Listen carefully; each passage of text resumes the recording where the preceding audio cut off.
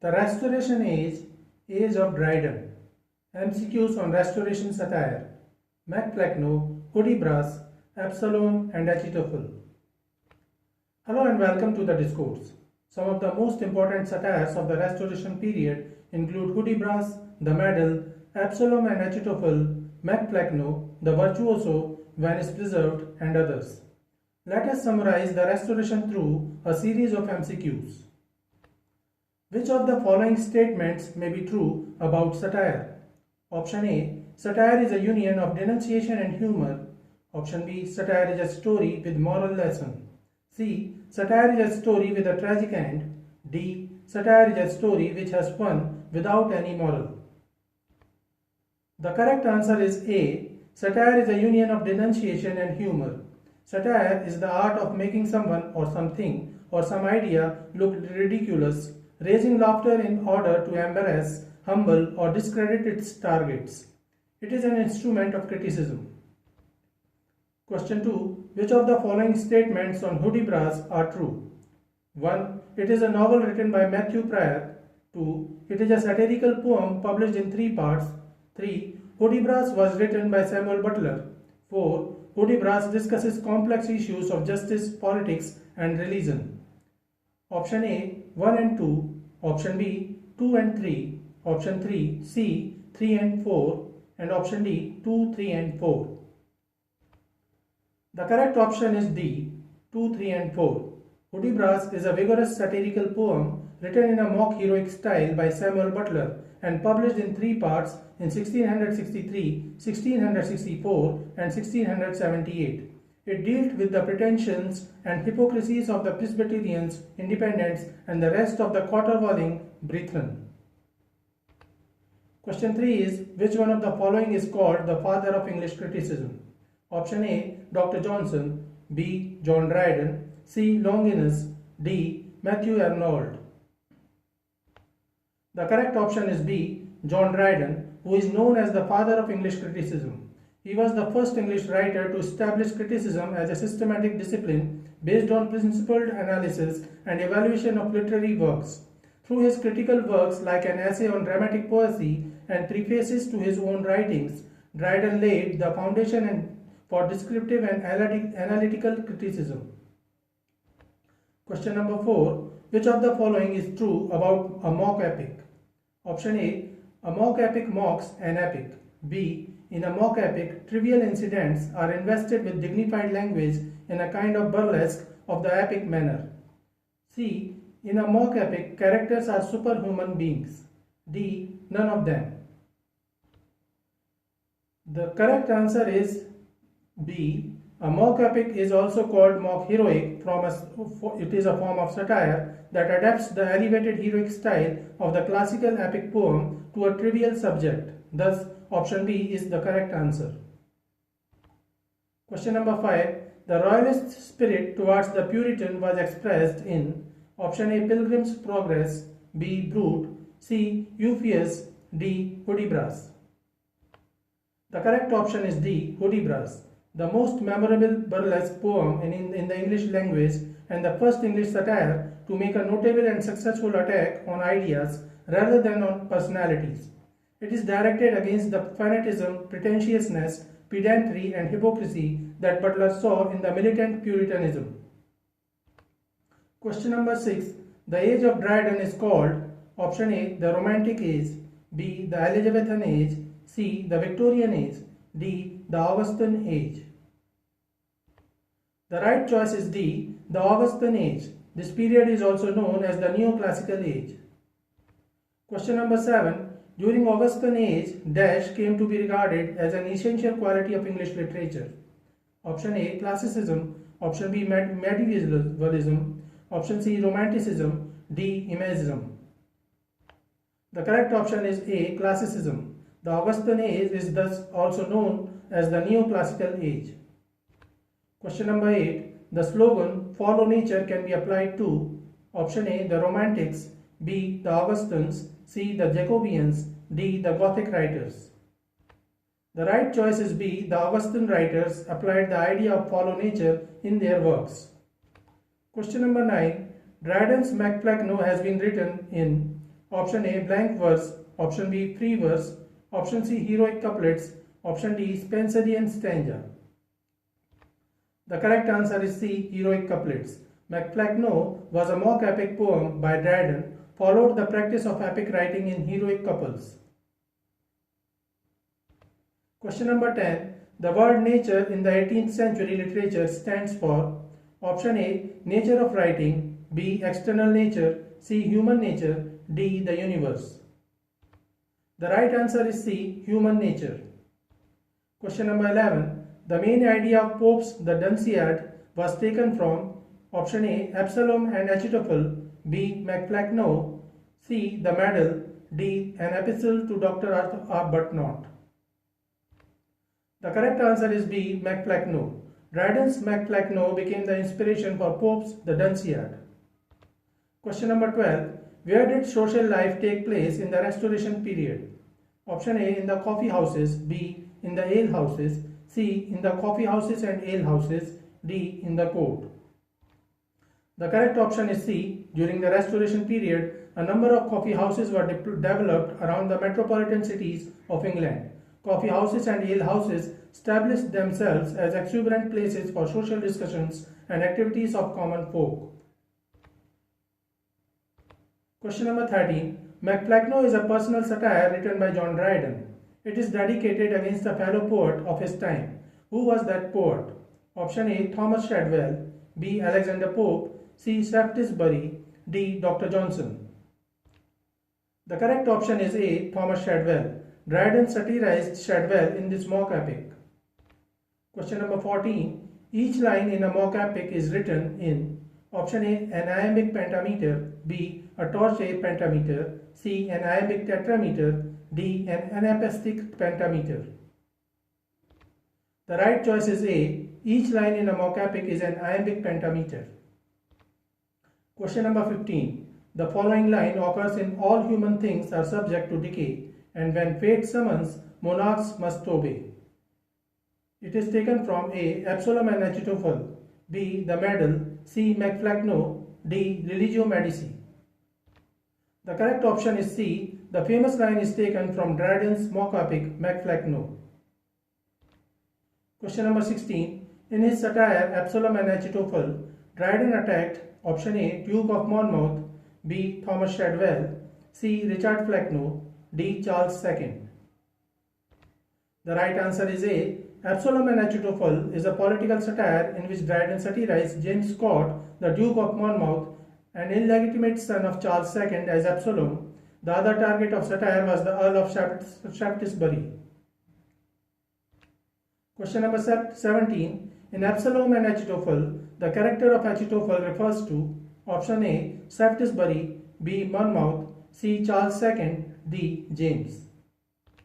The right choice is A. In Absalom and Achitophel, Dryden targeted the Earl of Shaftesbury as Achitophel. The whole satire was to ridicule the exclusion crisis. Question number 18.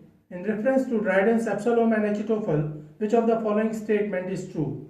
Option A. Absalom and Achitophel were avowed enemies. B. Achitophel supported the claims of Absalom. C. Absalom supported the claims of Achitophel. D. Absalom and Achitophel were friends. The correct answer is B. Absalom, being the bastard child of David, is believed to have the throne, and Achitophel supported his claim but later dissed him. Question number 19. The author of Absalom and Achitophel aimed at option A, upholding the legality and legitimacy of the Duke of York's succession to the throne of England and to condemn the case of Whigs, particularly the Earl of Shaftesbury. B. Upholding the legality and legitimacy of Shaftesbury's succession to the throne of England. C. Upholding King Charles II's stand on the Exclusion Bill. D. Upholding the Parliament against the Crown. The correct option is A. In 1681, when King Charles II got ill, the Earl of Shaftesbury recommended the Exclusion Bill against the enthroning of James II, the brother of King Charles II, who was a Catholic, for the third time. The bill couldn't get passed in Parliament. Duke of Monmouth planned military rebellion and was caught. The poem was published in November 1681. Question number 20. The following lines are from which work of Dryden? In pious times, priestcraft did begin. Before polygamy was made a sin, when man on many multiplied his kind, ere one to one was cursed confined. Option A. Flecknoe. Option B. Absalom and Achitophel. Option C. Religio Laici. D. The Hind and the Panther. The right choice is B. Absalom and Achitophel. Question number 21. In which category will you keep Dryden's Absalom and Achitophel? Option A. Political satire. B. Religious satire. C. Literary satire. D. Personal satire. The correct option is A. Absalom and Achitophel is generally acknowledged as the finest political satire in the English language. It is also described as an allegory regarding contemporary political events and a mock heroic narrative. Question number 22. The story of Absalom and Achitophel has been taken from option A. The Bible, B. The Roman history, C. Greek legend, D. The English history. The right choice is A. The story of Absalom's rebellion against his father King David is told in the Old Testament of the Bible, in the second book of Samuel, chapters 14 to 18. Achitophel was a renowned advisor of David who supported Absalom's claim. Question number 23. Which of the following has not been authored by Dryden? Option A. Hudibras, B. Religio Laici, C. The Hind and the Panther, D. The Medal. Option A is the right answer. All others were authored by John Dryden. The Medal and Religio Laici were published in 1682. The Hind and the Panther was published in 1687. Question number 24. Which of the following works has been authored by John Dryden? Option A. Annus Mirabilis, B. Religio Medici, C. Hudibras, D. The Rape of the Lock. The correct answer is A. Annus Mirabilis. It is a poem written by John Dryden, published in 1667. It commemorated 1665 to 1666, the year of miracles of London. Question number 25. Regarding Absalom and Achitophel, which of the following statement is true? A. Through the story taken from the Bible, Dryden preaches the importance of religion. B. Dryden mocks at God. C. Under the cover of biblical story, Dryden argues against the scheme of Shaftesbury for including Charles II to nominate his illegitimate son as successor of throne. D. Under the cover of the biblical story, Dryden argues against the claim of James, the Duke of York, for the throne of England. The correct option is C. Under the cover of the biblical story, Dryden argues against the scheme of Shaftesbury for inducing Charles II to nominate his illegitimate son as successor of throne. Question number 26. Which of the following statement is correct? A. Shaftesbury was a Whig leader.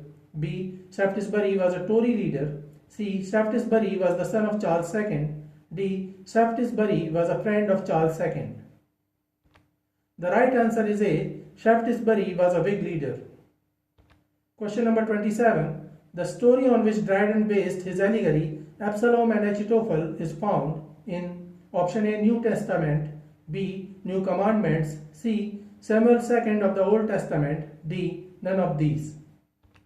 The correct option is C. The story of Absalom and Achitophel was taken from Samuel II of the Old Testament. It refers to the biblical quarrel between David, king of Israel, and his son Absalom. Question number 28. In Dryden's Absalom and Achitophel, the biblical characters David and Saul refer to option A. Charles II and James II, option B. Charles II and Oliver Cromwell, option C. Oliver Cromwell and James the Duke of York, D. James the Duke of York and the Duke of Monmouth. The correct option is B. While Charles II is represented by David, Saul refers to Oliver Cromwell. Question number 29. What was the relationship between Flecknoe and Shadwell? Option A. Flecknoe was the natural father of Shadwell. B. Flecknoe was the intellectual father of Shadwell. C. Shadwell was the natural father of Flecknoe. D. Flecknoe and Shadwell are the same person. The right answer is B. The poem illustrates Shadwell as the heir to a kingdom of poetic dullness, represented by his association with Richard Flecknoe, an earlier poet, Shadwell's intellectual father. Question number 30. The line from Dryden's Flecknoe, Shadwell never deviates into sense, means option A. Shadwell never talked nonsense. B. Shadwell was always nonsensical. C. Shadwell was always intelligent. D. Shadwell never committed a mistake. The correct option is B. Shadwell was always nonsensical. Question number 32. Why did Dryden base the title of the poem Flecknoe upon the obscure Irish writer Richard Flecknoe? Option A. Richard Flecknoe is the protagonist of the mock epic. B. For Dryden, it was difficult to find a person more suitable to be the monarch of the empire of dullness. C. Dryden wanted to honor Flecknoe. D. Dryden wanted to satirize Flecknoe.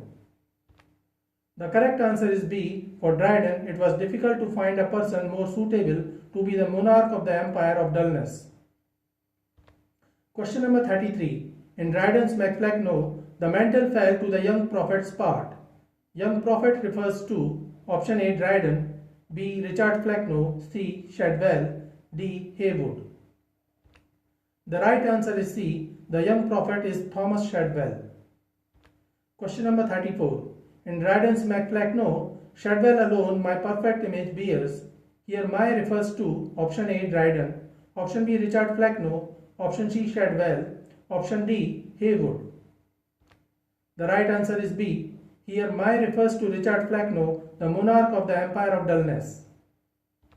So this is it for today. We will continue to discuss the history of English literature. Please stay connected with the discourse. Thanks and regards.